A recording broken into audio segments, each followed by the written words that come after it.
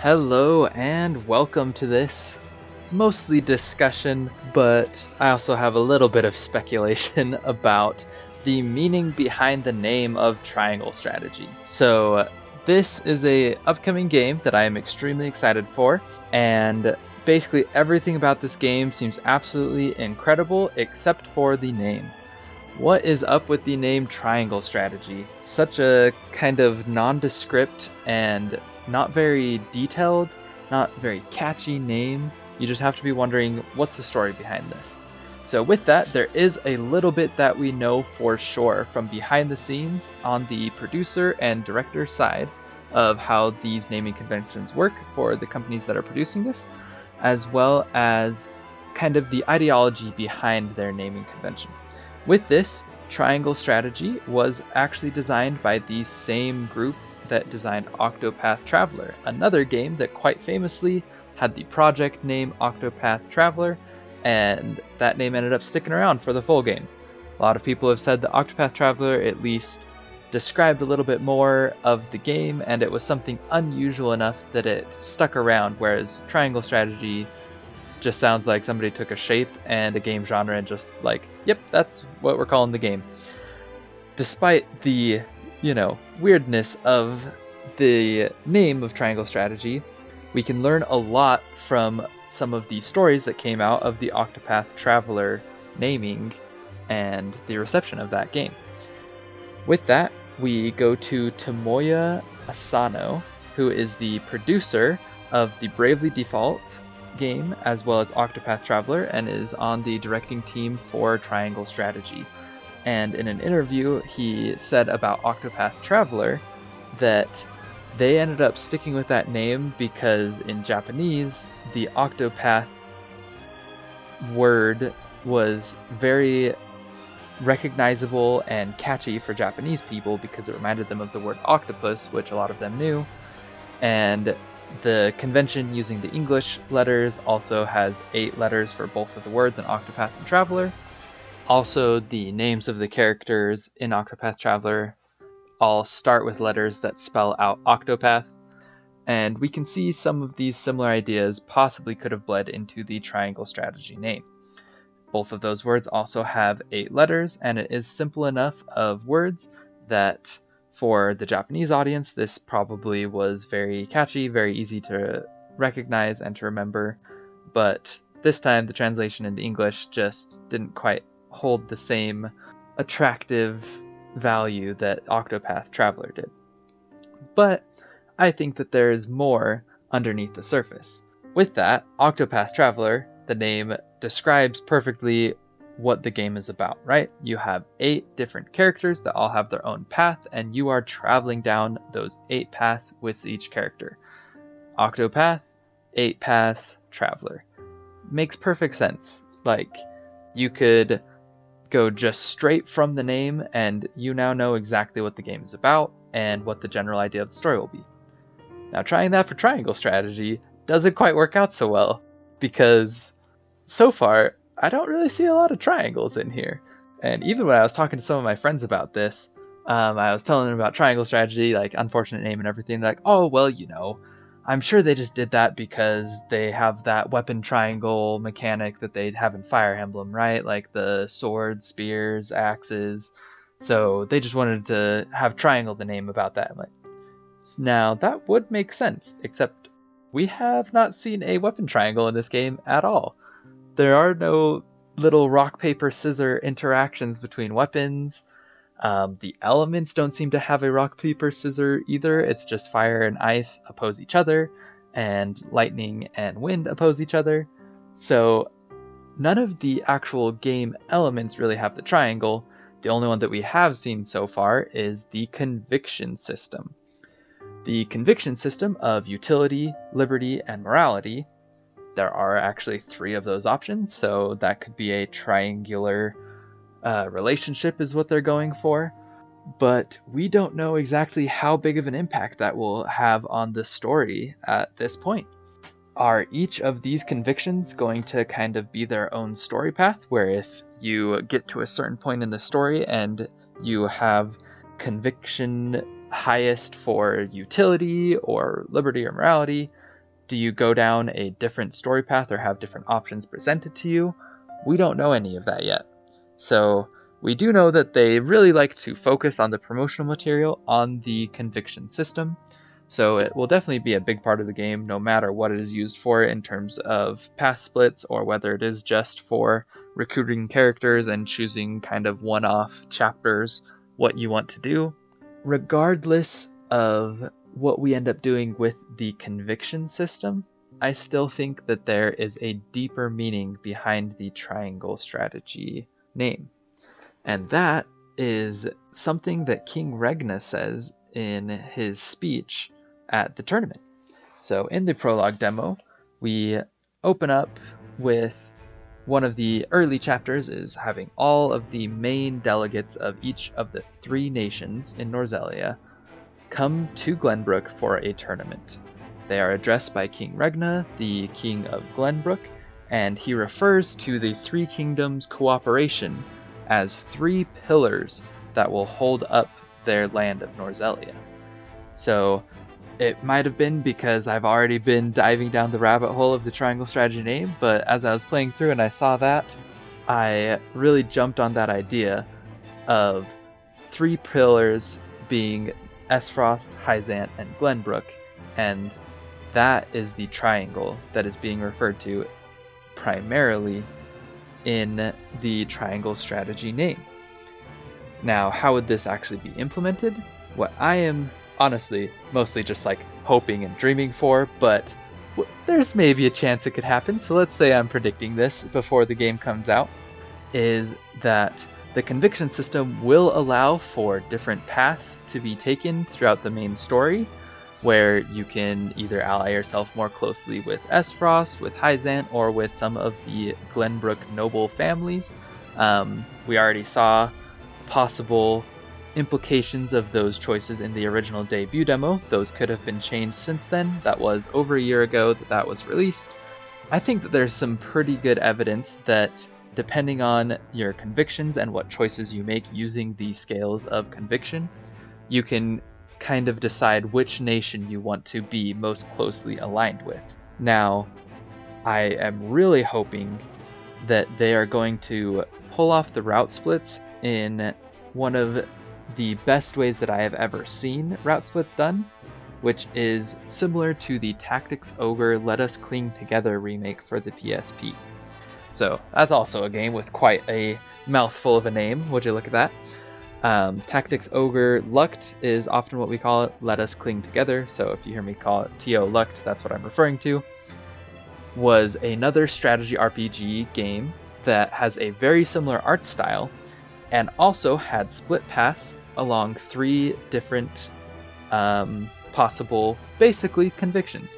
That follows kind of the more classic role-playing, I guess, trope of having a lawful, chaotic, and neutral route. And I really like the way that the route split is handled in that game. I won't spoil that game for you, because if you haven't played it and you're a fan of the strategy RPG genre, that is honestly the best strategy RPG game that I have played up to this point. I still like Fire Emblem more as a series because there's so much to dive into with all of the games that we have in that series, but as a single standalone game, Tactics Ogre Luck is probably my number 1 strategy game.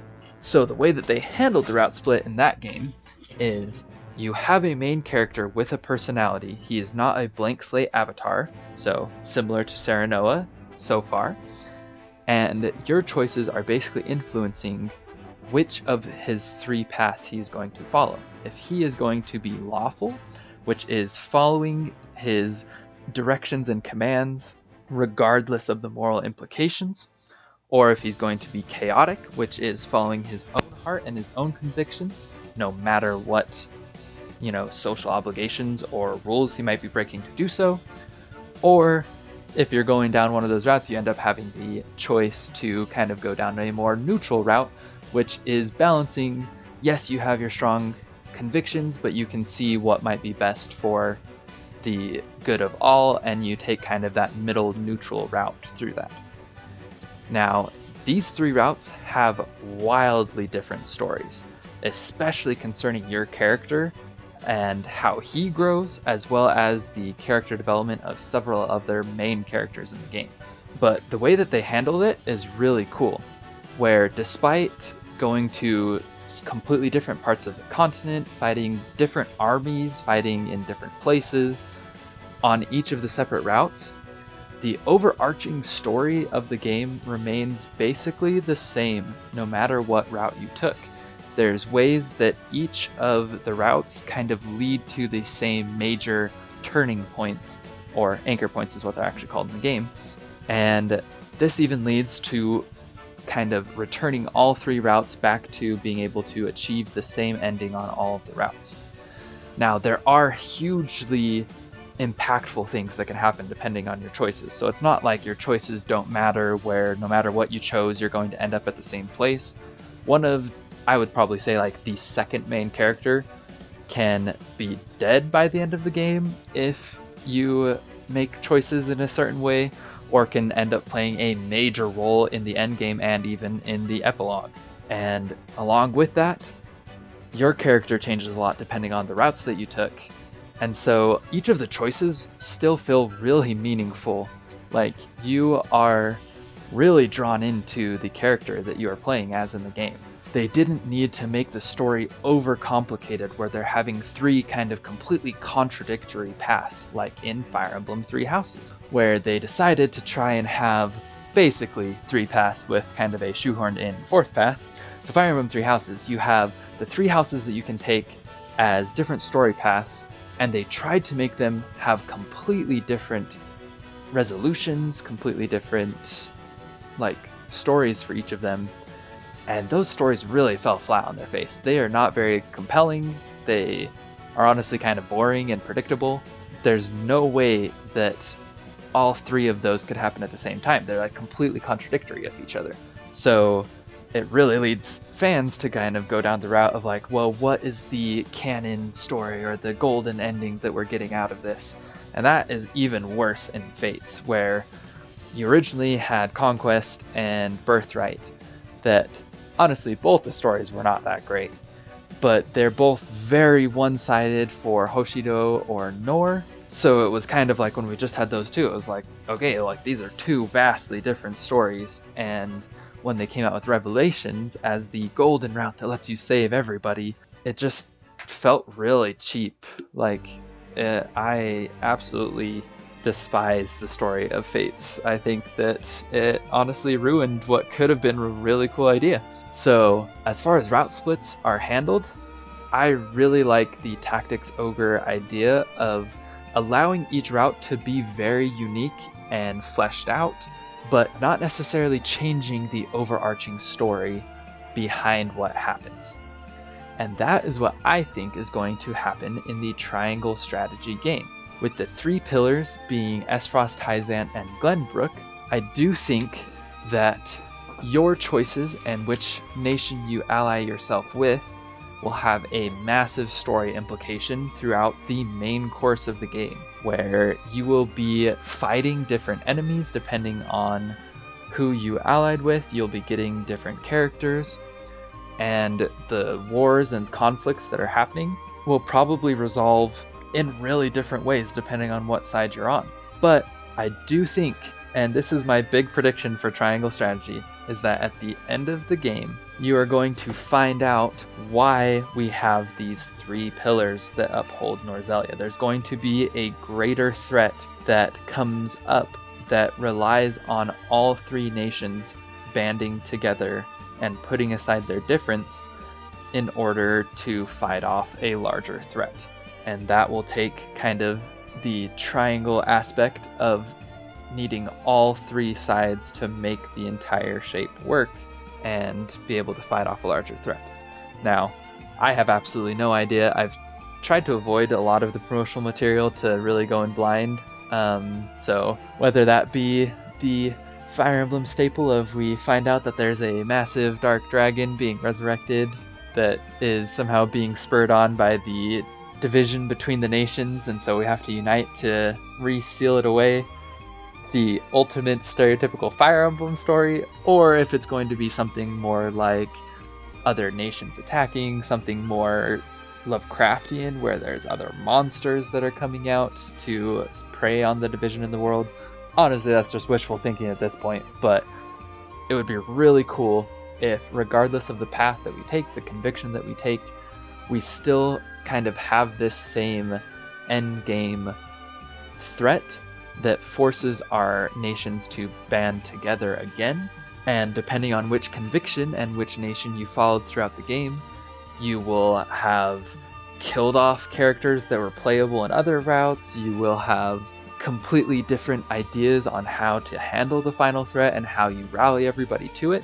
It can still feel very unique and interesting depending on the choices that you made, but they will actually be able to tie up the story in a satisfying way regardless of the route that you took. That is a little bit of, speculation as well as personal hopeful wishes for where they take the story of this game.